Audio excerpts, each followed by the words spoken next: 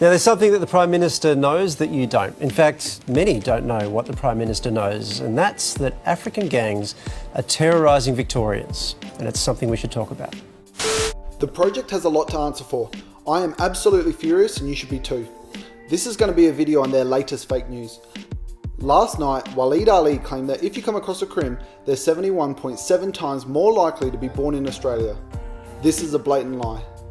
Waleed would have you run into a room full of criminals and then correctly find that 71.7% would have statistically been born in Australia.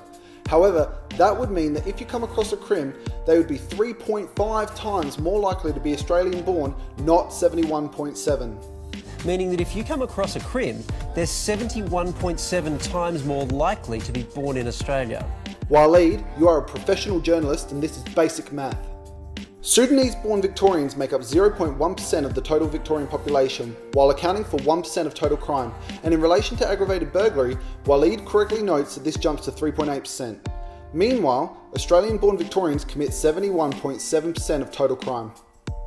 What he doesn't tell you is that according to the 2016 census, 28.3% of Victoria's population were born overseas. This means that Australian-born Victorians make up, you guessed it, 71.7%.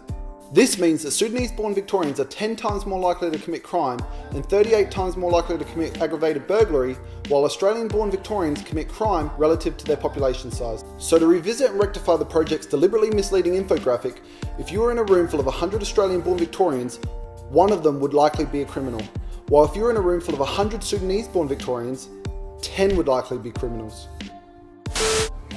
But why are the violent youths depicted black when they're far more likely to be white?